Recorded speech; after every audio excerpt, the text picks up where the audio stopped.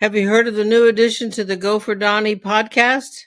I haven't either, but it's called Switch to Channel 2. That is where Donnie will get to ask his guests some questions, so you, the listener, get to know them better. And remember, hashtag HTFU. Hey guys, welcome back to Switch to Channel 2. Mark, thanks for staying with us and giving us some fun stories on GoForDonny. Switch to Channel 2 is a little fun show that I came up with because, as you know, on set, when you have to talk to someone, you reach back, you spin that dial to Channel 2, you have your chatter, and everyone else listens into your chat, and then you switch it back to your respective channel. So that's what this is all about, Switch to Channel 2. And we were talking about NIL. Please explain what you're doing with NIL and your new company as well. Yeah, so after all those years in Hollywood and working with athletes, which I said really is the foundation for name, image, and likeness, right? It was sports marketing, sponsorship, content creation, storytelling. I saw what was happening in the early days of the NIL era after July 1st, 2021. And I said the one thing that was missing was education. And given my background, my parents were teachers, and I have an education degree, actually. I thought that I could change lives if I empower them with foundational pillars of education to help create opportunities for the long haul. Now, are you reaching out to the athlete, or are you working directly with athletic departments with schools? Well, so we have two focuses. One at the high school level, which is where we sell directly to high school, sell education and programming directly to high school athletes and their families typically. And at the college level, we sell through athletic departments in a group licensing and consulting way. And we're about building life skills and, real understanding of the opportunities that the NIL era has awakened the giant. And that giant is athletes as influencers. And that's what we teach. So walk me through, I'm a high school student. How do you go about approaching me? I'm a football player, going to go to college. Do you approach in clearly their parents and their athletic department, and then do you work out a deal with them, and do you work with them? Is this like a continued thing where you're not just setting them up, you're not just teeing them up for college, but you want to work with these kids, all the way through, right? Sure. Yeah, we would like a long-term engagement, but we simply start with two really simple questions, Donnie, and it goes to the parents first. What does success look like to you for your son or daughter? Where do you want them to be in life? Let's look out post-college as far as you can. Then what are the necessary steps to get there? Probably the first step is they want to get to a good school, right? And maybe they use athletics to get to an academic institution that they might not be able to get into without sports. So that's the first step. And then the second question, that I ask about athletes is, what is your passion? What are you really passionate about? And they're going to all say baseball and soccer and all those things because that's what they're told that they are, right? Because they've been playing that sport and, sports specialization since they were 6, 7, 8 years old. And then when they look in the mirror, they just see athlete. So we try to frame it as to, who are you as a person? Because there's a mental health aspect to this. Because someday the ball's going to stop bouncing. And then who are you when you look in the mirror? So we challenge the parents to think about what success looks like. And we challenge the kids to think about who they really are and what their dreams are. And how do we put those together to achieve the things that they want to? In high school, a lot of it's focused on recruiting, Donnie. There are so many athletes trying to go to college and play sports because of the myth of the full athletic scholarship, which we know is not true in most sports. And the college coach, and I know because I have a son that is one, is inundated. He told me last week he's getting a minimum of 100 emails per day this summer. 100 per day. Oh, wow. Okay? So if anyone's ever sorted through job applications or relationship, whatever it may be, you get to about 15 or 20 and you're toast. You have no idea. You're just swiping, I suppose, right? Yeah, no, you swipe. You start swiping, yeah. Right. And so as an athlete, how do you differentiate yourself, right? And how do you distinguish yourself as a good athlete, of course, a good teammate, a good person, successful, mature? You're not going to be a problem in the locker room. You're going to get good grades. You're not going to drag down the program or put the program in jeopardy. And that's through storytelling. It goes back to Hollywood, Donnie. Who are you as a person? What are your goals? What are you willing to do to get there? And then networking, sharing that with the college coaches. So it's in the NIL framework, Donnie. We're using NIL principles of personal brand, storytelling, and networking but we're doing it to achieve the first step of what does long-term success look like. Does that make sense? Yeah, it does. And it sounds like it doesn't, the success doesn't always mean they're the best athlete, right? Because it's image likeness. So it could be, the kid could not be that great of an athlete, but, they could blow up with their image or their engagement. Right? So you're teeing them up at a young age to try to set them up for that and then work with them through college to keep that going. Now, what about after college? If they're not, do you keep working with them? What if they don't play professionally, after college? I mean, they still have their name and image likeness to work with and to make money. So that's a great question. Let's take the next step in the journey. So for the high school kid, long-term success probably relies on the first bit of success, and that's getting to a college. Okay. Mm-hmm. So now let's move along. We're in college. Okay. We've achieved that goal, but we still have that vision down the road as far in the future as we can look. And that involves probably an internship and definitely getting a job. Okay. So now we use platforms like LinkedIn, a professional networking platform, and engaging with alums, donors, collective members, prospective companies. Let's say you want to be a CPA. You might be a Division III softball player or Division II soccer player, whatever sport you're doing, male or female, doesn't make any difference. You want to be a CPA. Donnie, what we teach you is how to tell your story about your interest in accounting. And draw a list of 25 accounting firms that you'd love to work for. Go on LinkedIn, connect with the leaders, the managers, the hiring manager. Share your story about what you're interested in. Tell them about how you came from high school to college and you're playing sports. Don't let them swipe past you. Capture their attention with communication and storytelling, because that next level of success, Donnie, is your first job out of college. They did a study from 2012 to 2021, and 55% of college students, not just athletes, 55% of college students were underemployed when they graduated. Jeez. Meaning they did not use their degree that they just paid for to get that job, nor did they need that degree to take that job. So they're underemployed. We don't want that to happen. We want to fight that statistic.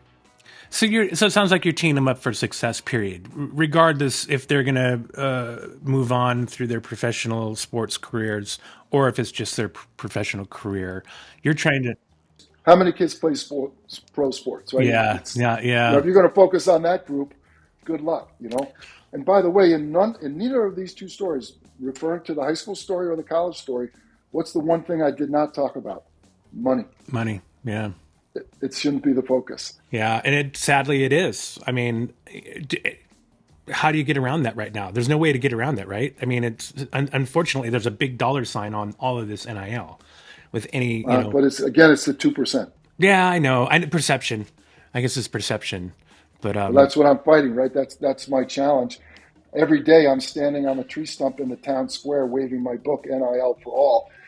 People think I'm the crazy witch doctor, selling voodoo juice, but that's what I do. So it's amazing what you're doing.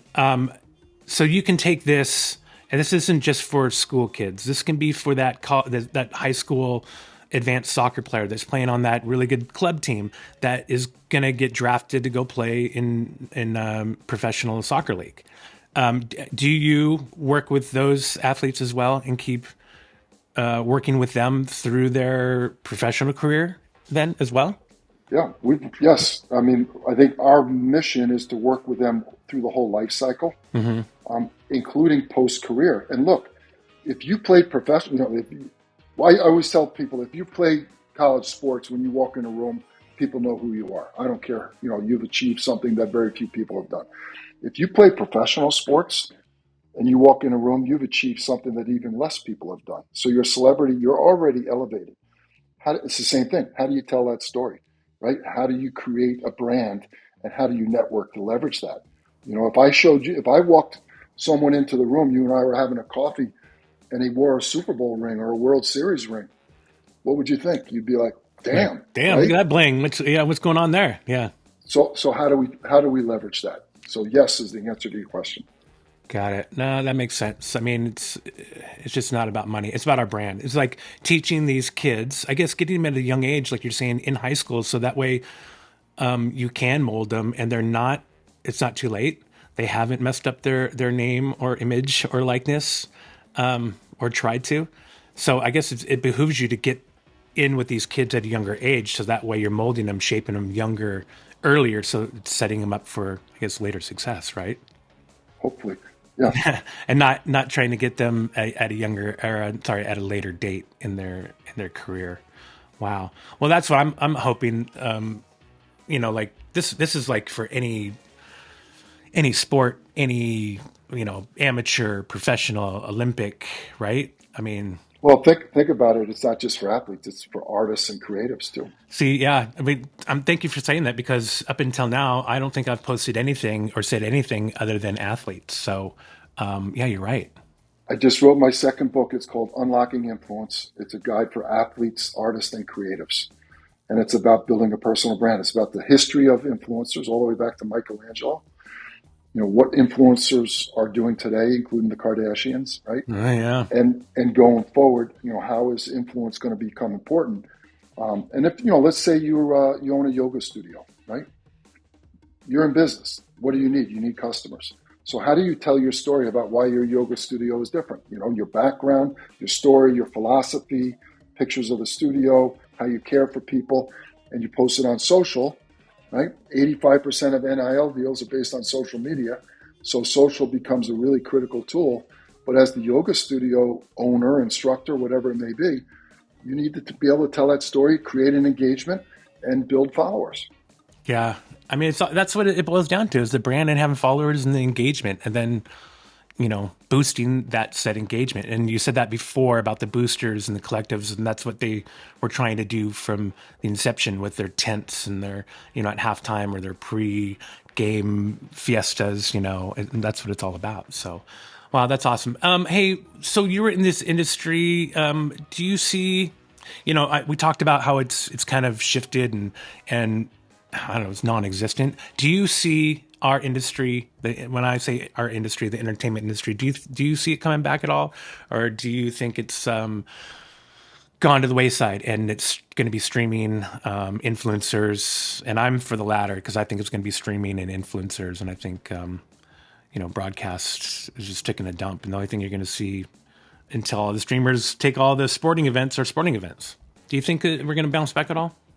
Well, at the end of my tenure at Sports Studio, one of the reasons we got out of the business, quite frankly, was less and less full-blown, movie production, right? Because the risk was so high, right? And people, like Netflix, were building content on a far less, smaller budget than traditional tentpole theater productions, right?